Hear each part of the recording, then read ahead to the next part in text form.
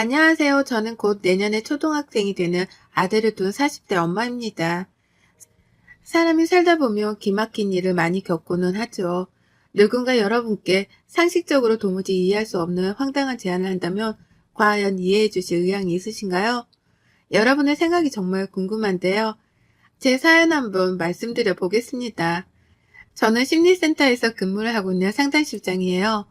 마음을 다쳐 아픈 분들을 위해 노력을 하고 있습니다.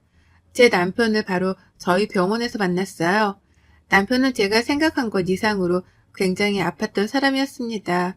울상이 되어 저희 병원에 찾아온 남편은 10년을 만났던 여자친구와 헤어지고 그 충격으로 일상생활이 불가하다는 이유로 심리 상담이 필요했었죠. 10년을 만났던 여자친구는 헤어짐을 구하는 동시에 다른 남자와 결혼을 해버렸거든요. 한마디로 양다리를 걸치고 있던 겁니다. 도저히 인정할 수 없었던 남편은 결혼식장에 찾아가 난동을 부리기도 했지만 경찰까지 오며 오히려 제정신이 아닌 사람으로 찍혔다고 해요. 병원에 찾아와서 제게 처음으로 한 말이 인상 깊었습니다. 저는 그 사람에게 피해를 준 게 없는데, 아니, 우리 내년에 결혼하자고 여자친구가 먼저 말을 했거든요. 그런데 갑자기 헤어지자고 하더니 어떻게 결혼할 수가 있죠? 전 믿을 수 없어요. 이건 뭔가 분명히 잘못된 것 같아요. 그쵸? 무슨 마음인지는 알겠지만 우선 진정하세요. 김석호님, 여자친구와 관계가 두터우셨나 봐요. 네, 저희는 10년을 만났고 내년에 결혼하자고 말했어요. 그런데 갑자기 하루아침에 헤어지자고 했다고요. 그 이별이 믿어지지 않아서 매일같이 매달렸는데 정확히 헤어지자고 말한 지 일주일 만에 딴 남자랑 결혼하더군요. 결혼식장에 찾아가니 정신이 이상한 미친 사람이라며 모르는 사람이라고 경찰 불러달라면서 막 소리치는데 정말 무섭더라고요. 사람이 어떻게 그럴 수 있죠? 마음이 많이 아프셨겠어요. 현재 김석호님의 마음 상태에 대해서 파악해 볼 수 있는 몇 가지 검사를 해보려고 해요. 네, 뭐든 좀 해주세요, 제발. 저도 제가 왜 이러는지 알고 싶으니까 제발 좀 해주세요. 남편의 우울증도 심각했고 분노 조절도 쉽지 않은 상황이었습니다. 그뿐 아니라 자괴감과 자존감까지 바닥을 찍고 있는 상황에 정말 본인의 자아를 놓은 상황이었죠. 본인이 살아야 할 이유를 모르겠다고 할 정도였으니 이건 분명 문제가 심각했습니다. 저는 이런 남편을 위해 최선을 다해 치료를 도왔고 1년을 넘도록 꾸준한 치료를 성실하게 임한 남편은 언제 그랬냐는 듯 좋아졌어요. 그 모습을 바라보는데 정말 다행이지 싶었습니다.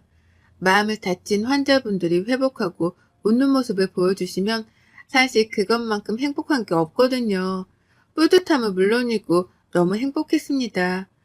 남편은 환자분들 중 의지가 가장 강했고 너무 성실하게 임하셔서 제가 기억을 했었어요. 더 이상 병원에 오지 않으셔도 말이죠. 그렇게 1년이란 시간이 지나고 우연히 남편을 다시 만난 곳은 고깃집이었습니다. 각자 지인들과 술 한잔을 하는 자리에서 만났고 너무 반갑더라고요.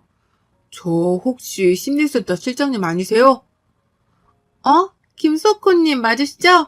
세상에 이게 얼마만이에요? 너무 반갑네요. 잘 지내셨어요? 맞죠? 실장님, 반가워요. 멀리서 보는데 계속 실장님 맞는 것 같아서 인사를 할까 말까 고민했네요. 저는 뭐 실장님 덕분에 원래 제 모습 되찾고 완전 잘 지냈어요. 늘 감사해요. 아유, 제가 뭘 했다고요. 석호님 의지가 해낸 거죠. 아니요, 정말 실장님 덕분이에요. 감사해요. 이렇게 만나게 된 남편과는 웃기게도 자연스럽게 이 차를 가게 되었고 그동안 어떻게 지냈는지 요즘 힘든 건 없는지에 대해서 소통을 자연스럽게 했습니다. 한참 대화를 나누다 보니 이제는 저희 병원에 온 환자가 아니라 그냥 평범한 남성으로 보이더라고요. 제법 멘탈이 강해졌고 웃음이 많아진 그의 모습이 참 보기 좋았습니다. 그런 남편과 여러 차례 만난 끝에 진지하게 사귀게 되었어요. 환자와 이렇게 사적으로 만난 것도 처음이고 사귀게 된 건 아예 처음이라서 너무 신중했습니다. 그렇지만 무엇보다 행복했고 참 기분이 좋았죠. 저는 그냥 그 사람이 너무 좋았어요. 저보다 2살이 많았는데 제가 참 의지를 많이 했죠. 딱 2년 만나고 저희는 결혼을 했어요. 남편과 저는 인꼬부부라고 소문날 정도로 모든 걸 함께 했고 아이도 바로 생겼습니다. 임신을 했어도 전 여전히 근무를 했고 출산 직전까지 일을 했어요. 제 주변 지인들이 그랬거든요. 쉴 거면 차라리 애 낳고 쉬라고 말이죠.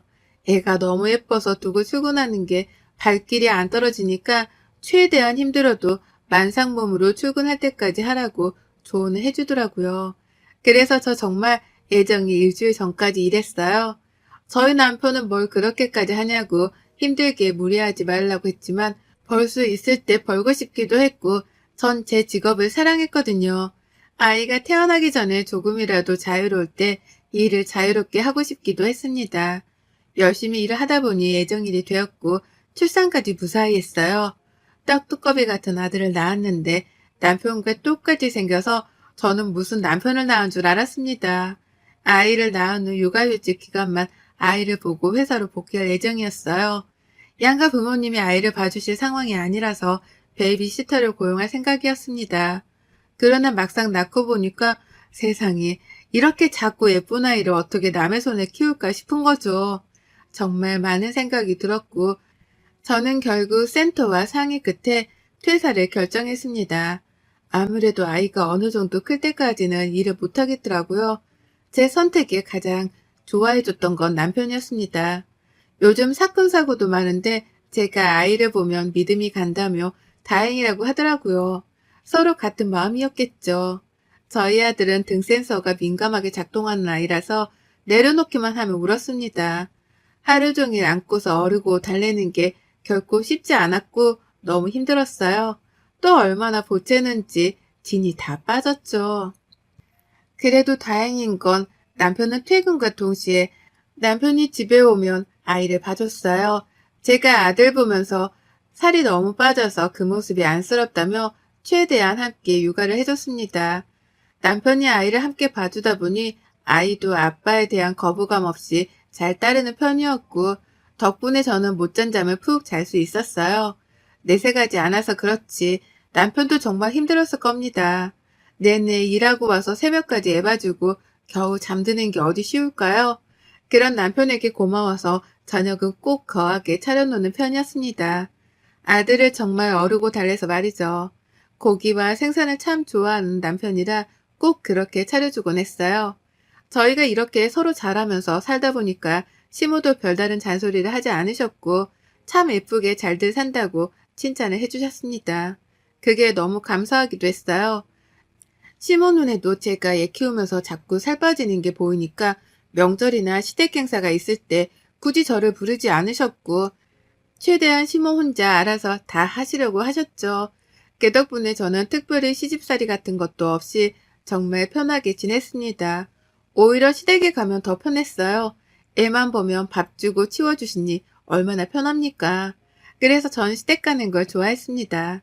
남편과는 트러블도 없었고 그냥 저희는 너무 잘 지냈어요. 아이가 3살이 되었을 무렵 평온하던 저희 집에 큰 사건 하나가 터졌습니다. 아이를 재우고 옆에서 제가 깜빡 잠이 들었고 새벽에 깨서 안방으로 가려고 나섰어요.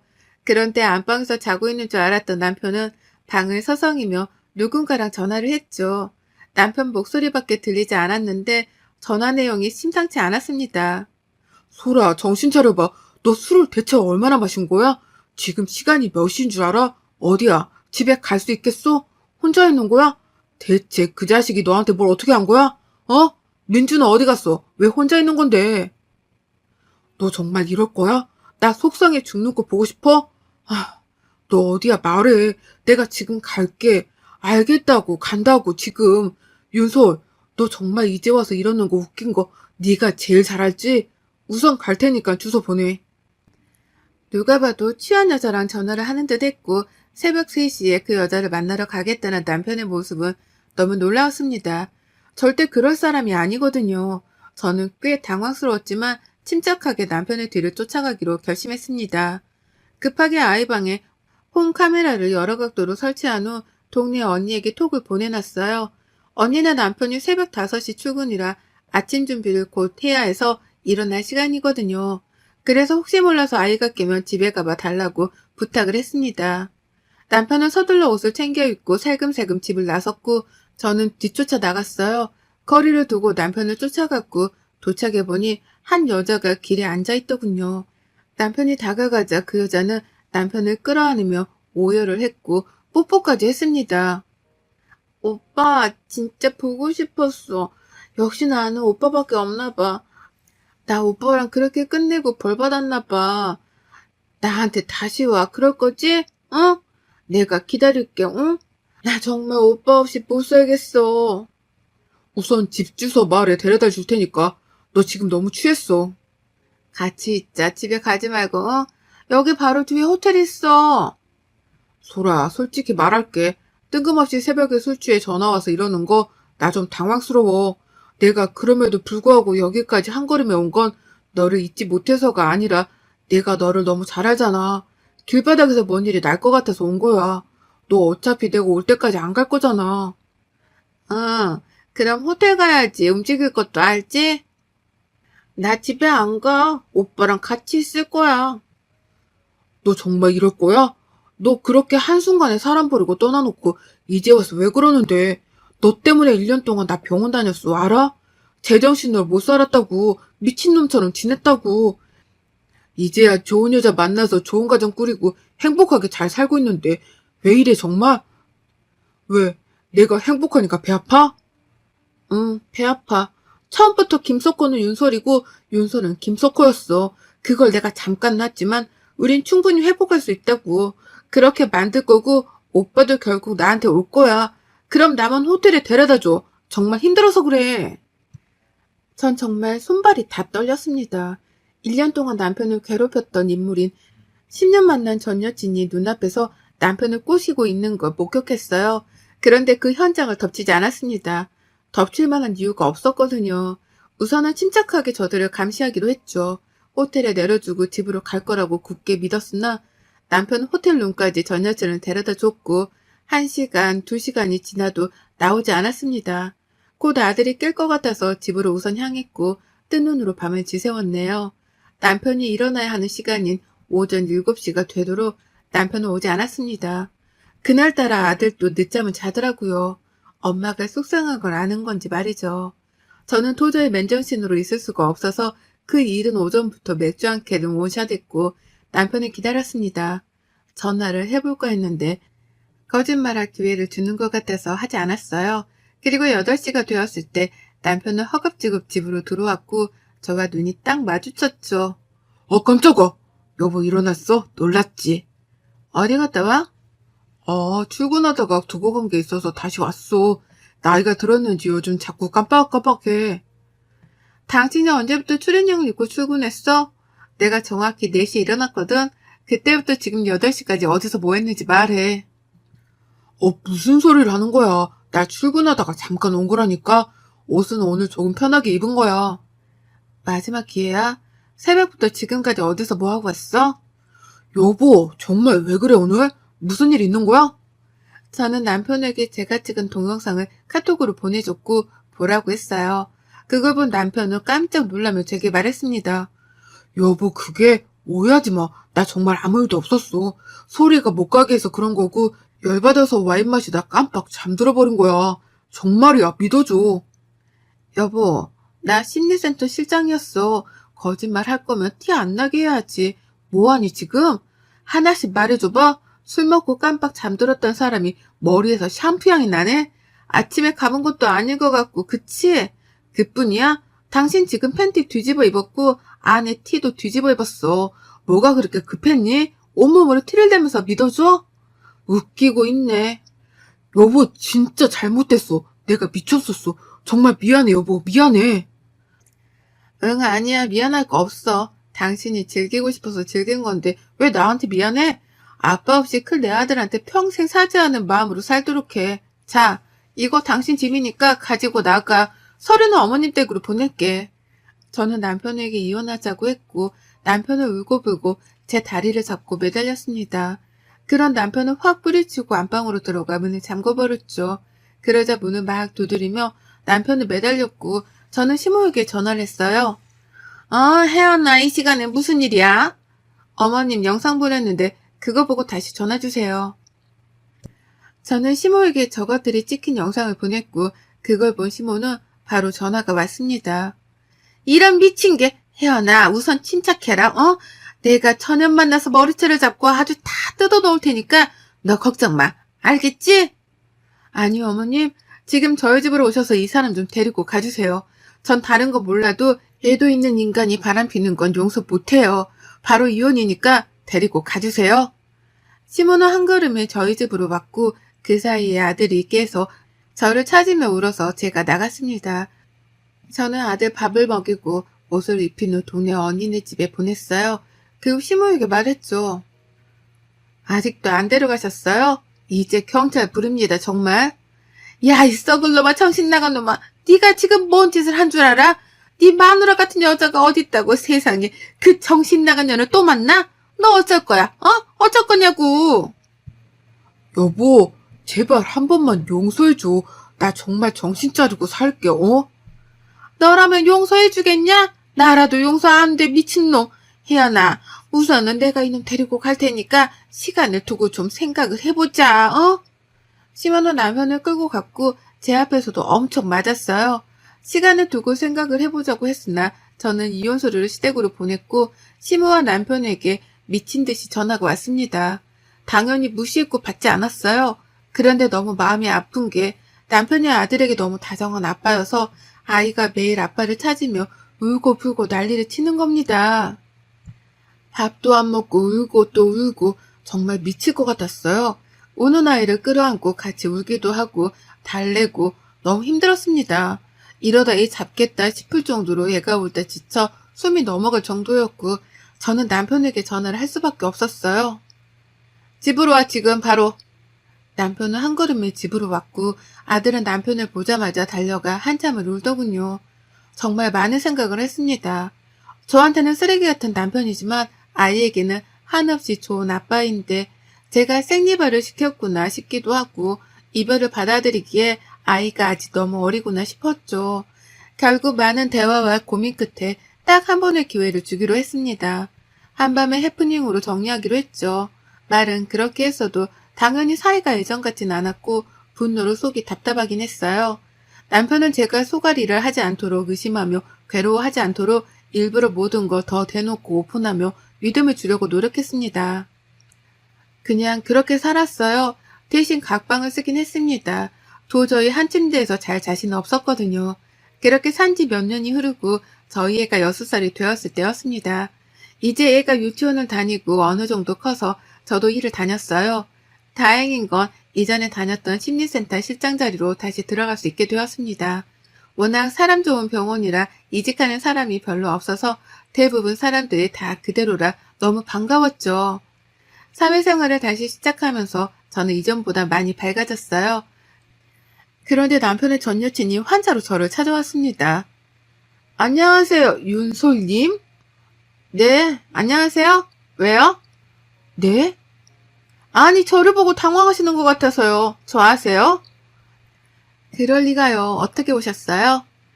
제가 사랑하는 사람이 있거든요. 저희는 10년을 뜨겁게 사랑했지만 제 실수로 그 사람을 놓쳤었고 다시 잡으려고 몇 년 동안 노력을 했어요. 그래서 결국 지금 애가 둘인데 숨어서 지내는 신세라 그런지 뭔가 서럽기도 하고 힘들어요. 이럴 때는 어쩌면 좋을까요? 그건 여기서 해결하실 게 아니라 당사자들이랑 얘기를 해보셔야 할 것 같은데요. 그니까 그래서 당사자 찾아왔잖아요. 그쪽, 아니 이제 좀 놔주지 그래요? 우리 애가 둘이고 두 집 살림하는 걸 지켜보는 것도 힘들어 죽겠는데 그쪽만 쿨하게 놔주면 아무 문제 없을 것 같은데 남편은 마음이 떴는데 그쪽만 그렇게 잡고 있으면 너무 수치스럽지 않아요? 나라면 너무 싫을 듯. 애가 둘이요? 내 남편 김석호랑 낳은 애가 둘이라는 거예요? 두 집 살림을 하고 있고 나더러 이혼해달라고 지금 직장까지 찾아와서 이러는 거예요? 직업이 상담실장이라 그런가? 뭘 그렇게 질문하는 거야? 짜증나게. 그래, 그쪽 남편 김석호랑 애 둘 낳고 키우고 있다고. 딸 하나 아들 하나 연년생으로. 그쪽만 이혼해주면 우리 행복하게 살 수 있는데 걸림돌처럼 왜 그러고 있냐고 물었잖아. 상담실은 혹시 모를 상황을 대비해서 사전에 고지 후 녹음을 합니다.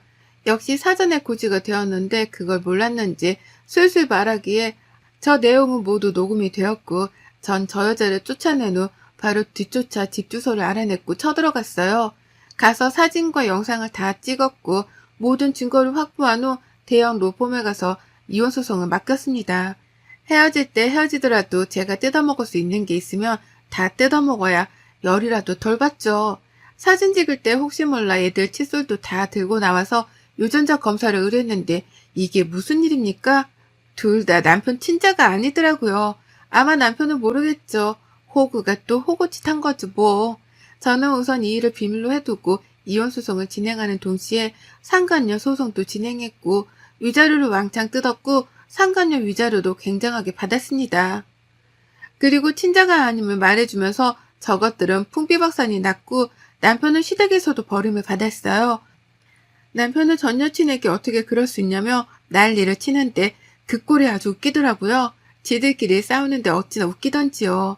시끄러운 모든 일은 다 끝났고 저희 애는 더 이상 아빠를 찾지 않습니다. 머리가 커서 눈치가 생긴 건지 저와 단둘이 살지만 저희 두 식구 참 행복하게 잘 살고 있어요. 가끔 시모가 반찬도 보내주시고 애 선물도 주시는데 이건 받고 있습니다. 본인 자식인 남편과 연을 끊었는데 손자라도 챙길 수 있게 해주자 싶어서 별말 하지 않고 있어요. 지금처럼 잘 살아서 우리 아들 잘 키워낼 겁니다. 꼭. 여러분의 생각은 댓글로 남겨주세요. 오늘도 시청해주셔서 정말 감사합니다.